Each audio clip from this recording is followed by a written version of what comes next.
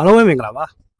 ခုခေတ်ကြီးထဲမှာ content creator လုပ်တော့မယ်ဆိုရင်ဖုန်းတစ်လုံးရှိုံနဲ့ content creator လုပ်နိုင်ပါတယ် content creator လုပ်တော့မယ်ဆိုရင်ဒီ content creator တွေအတွက်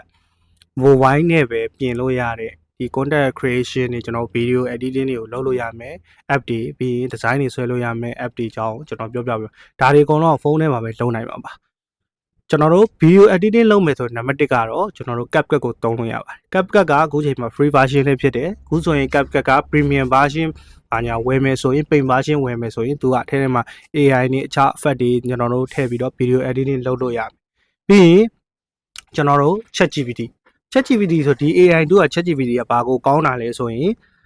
ကျွန်တော်တို့ design idea တွေပြီးရင်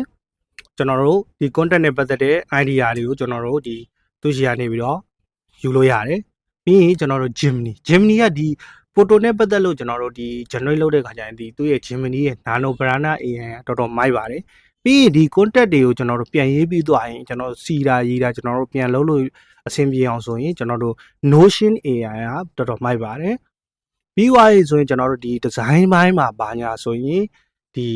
ကျွန်တော်တို့ canvas မှာ canvas ကျော် canva လို့ခေါ်တာပါ canvas ကတော်တော်မိုက်ပါတယ် canvas AI ကတော်တော်အဆင်ပြေတယ်အဲထဲမှာကျွန်တော်တို့ paint free ဆိုရင်တော့မှလည်းအဆင်ပြေတယ်သူက paint version ဆိုလည်းအဆင်ပြေတယ်တကယ်လို့ canvas နဲ့မဆွဲချင်ဘူးဆိုတော့ကျွန်တော်တို့ pixel lab နဲ့ဆွဲလို့ရပါတယ် pixel lab က